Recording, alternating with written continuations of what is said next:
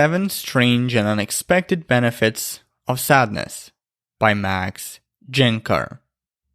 Drawing inspiration from modern philosophers like Mark Manson and Ryan Holiday, I, for a long time, argued that negative emotions often have a positive and an adaptive purpose. In other words, just because something feels bad doesn't mean it is bad. For instance, anxiety and shame can compel us to improve our social skills. Anger can motivate us to stop hitting our kids and get into therapy. Guilt can push us to admit our fuck-ups and ultimately do the right thing. And sadness? Well, there's a ton of new research I stumbled upon about its cognitive benefits, thanks to the advent of fMRI imaging and the proliferation of brain research. And in this article, I'll share the gist of this research. So buckle the fuck in.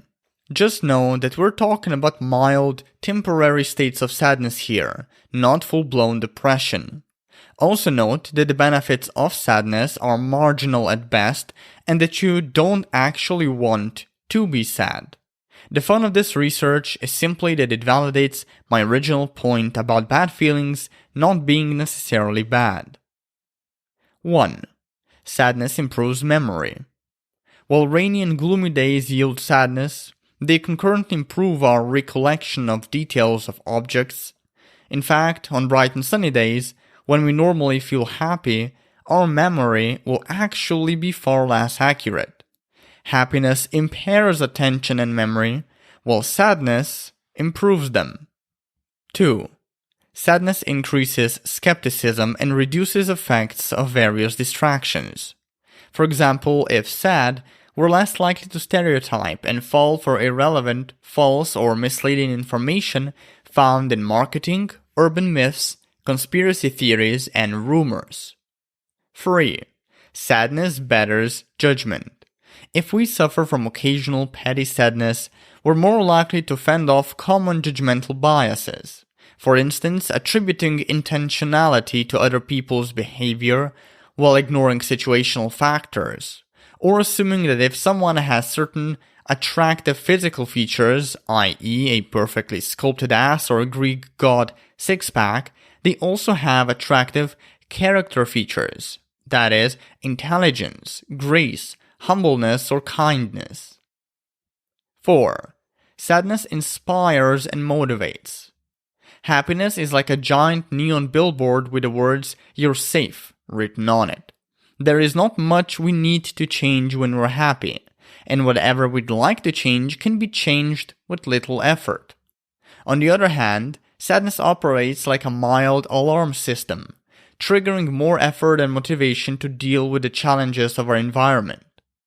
Sadness increases perseverance and resourcefulness when faced with difficult tasks or situations, while happiness reduces it. 5. Sadness makes interactions more pleasing and effective.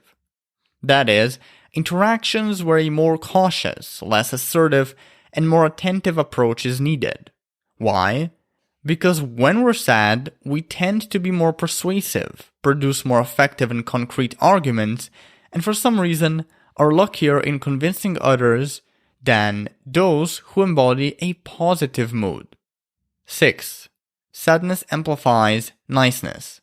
Experiments found that mild sadness causes us to pay greater attention to social expectations and norms, display greater generosity, and treat others less selfishly and more fairly. 7. Sadness helps with breakup recovery, for it indicates we're nearing acceptance and thus generates hope. It also promotes reflection and makes discerning, learning, and growing from the mistakes we've made in our last relationship easier. And finally, it helps us make sense of our loss and life following it. Put differently, sadness helps us find ourselves again. In an age where conventional breakup recovery and self-help advice constantly promote positivity and happiness, it's refreshing to come across research like this. Sadness can truly, in a bittersweet kind of way, make us fuller and more well-rounded, perhaps even whole. So as I've been saying about any negative emotion, sadness is not something you should try to banish or suppress. The trick is feeling it, but not reacting negatively because of it.